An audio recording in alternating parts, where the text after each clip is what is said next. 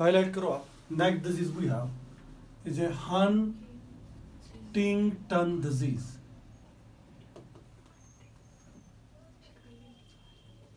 पहले आप याद रखोगे ये कौन सी डिजीज है? Autosomal dominant disorder. पहला पॉइंट आप लिखोगे it is a autosomal dominant disorder. ठीक है ना बेटा? हमारे पास एक क्रोमोसोम है, दैट इज ए क्रोमोसोम 4. क्या है?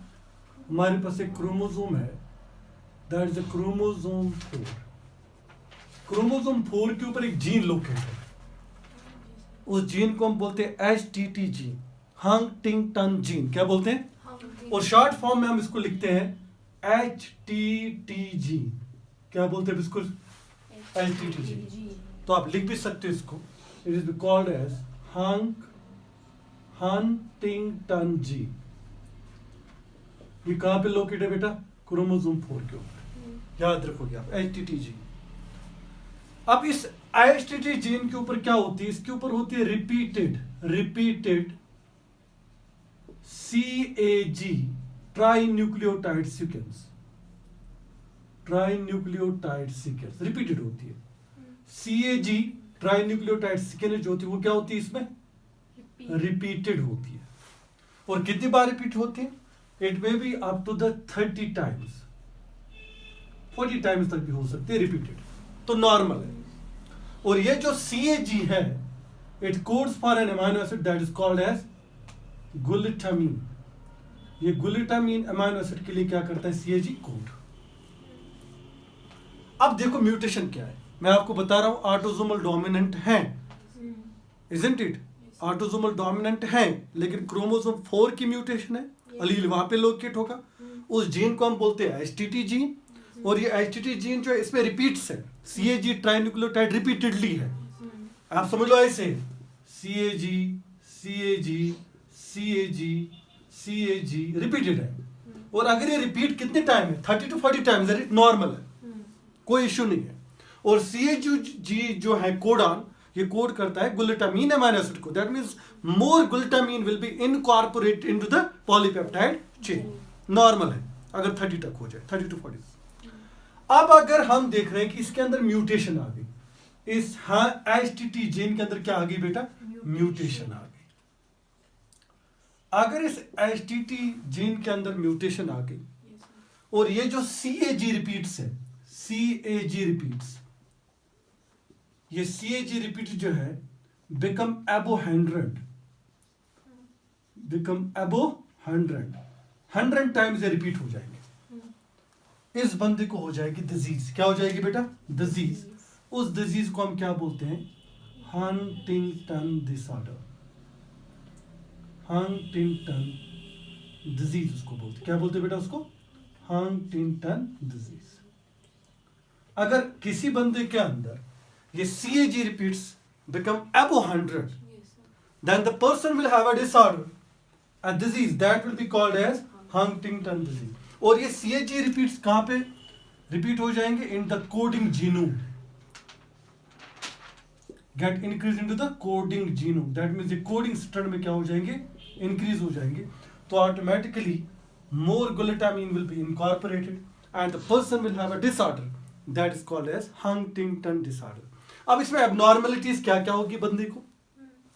इस बंदे को हो जाएगी मस्कुलर एबनॉर्मेलिटीज. Muscular abnormalities. इस बंदे को क्या हो जाती है? Muscular abnormality. तो मैंने आपको बताया था कल, क्या अभी बताया था, क्या हो जाएगा उसको? जो मसल्स है, वॉलेंट्री मसल्स जो है वो दे बिहेव, दे कंट्रैक्ट और relax like that of involuntary. That their contract will be not under the choice of a person. एक चीज तो ये हो जाएगी. दूसरी चीज क्या हो जाएगी? मुझे जल्दी से बता. उसको क्या होगी? Emotional problems. इमोशनल प्रॉब्लम्स हो जाएंगी उसको. और तीसरी बात जो हो जाएगी that will be mental problems. Mental problems में क्या हो जाएगी? Lack of thinking, lack of memory. ये इसको खत्म हो जाएगी. Mental problem. That is why this Huntington disease This Huntington disease is also called as degenerative disease. It's actually a neurodegenerative disease. Why? Because if your muscles, which are voluntary, that means they contract under your will, under your choice, isn't it? And they behave like they are contracting like a involuntary muscle. That means your nervous system is not able to control them. So which gets affected? Nervous system. Your mental ability, your emotions are not under your control. Your memory, your way of thinking is not in your control. Then it may lead to a neurodegenerative disease. तो असल में जो हमारे पास Huntington disease है, ये असल में neurodegenerative disease है. ये असल में नर्वस सिस्टम को क्या कर रही है? इंपेयरमेंट कर रही है. ये नर्वस सिस्टम को इफेक्ट कर रही है. ठीक है ना? Because of more repeats of CAG, more incorporation of glutamine, isn't it? अब देखो बेटा, इसको रिप्रेजेंट कैसे करोगे आप अलील्स पे.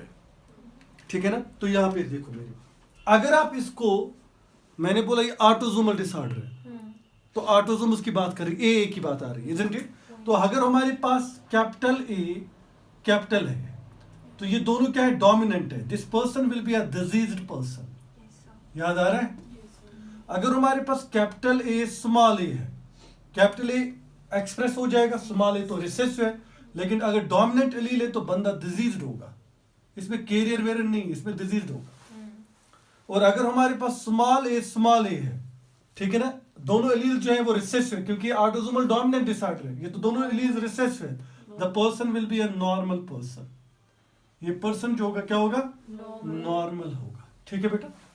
तो this will be representation of the Huntington's disease. अब एक क्वेश्चन मैं कराऊंगा, ठीक है ना? हमारे पास एक पर्सन है, उसको हंटिंगटन डिजीज है. देखो वो ऐसे लिखेगा, वो नहीं बताएगा आपको ऑटोसोमल डिसऑर्डर है.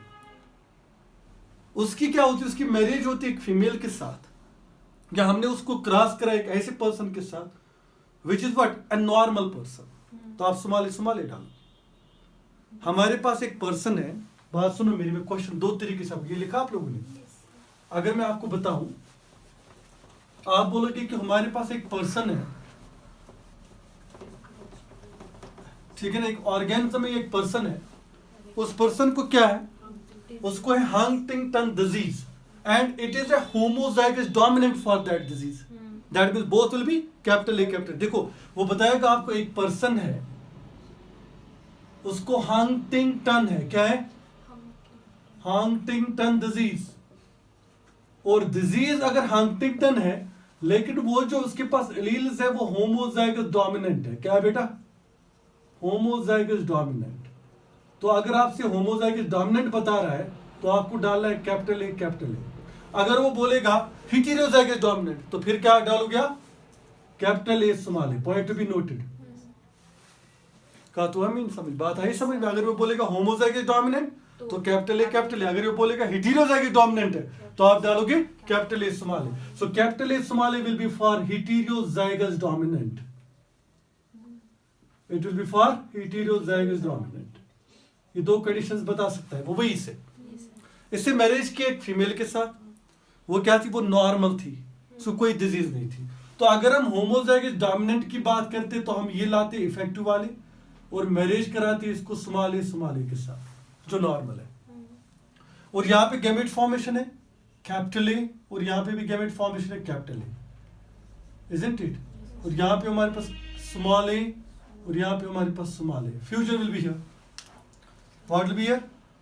This will be capital A, small a, then we have a capital A, small a, then capital A, small a, then we have a capital A, small a. तो हम बोलेंगे all जो progeny होगी F1 generation की, that will be diseased. तो हम ये बोल सकते हैं, हमारे पास जो F1 जनरेशन है, F1 जनरेशन की अगर हम बात करेंगे, तो हम बोलेंगे कि ऑल प्रोजेनी जो है वो क्या है? डिजीज्ड. तो आप बोलोगे 100% डिजीज्ड है. और नॉर्मल कितनी? सॉरी, नॉर्मल कितनी? 0%. ये कब कंडीशन होती है? जब आपने होमोजाइगस डोमिनेंट डिजीज पर्सन को क्रॉस कराया किसके साथ, एक नॉर्मल के साथ। तो हमने देखा कि जो भी हमें F1 जनरेशन की प्रोजिनी आती है वो सारी प्रोजिनी क्या है, डिजीज्ड है, और उसमें नॉर्मल जो 0%। इसमें क्यों नहीं हम लेते XY क्यों नहीं लेते इसमें, क्योंकि ऑटोसोमल डिसऑर्डर, इसमें हम A लेते हैं, ठीक है ना बेटा।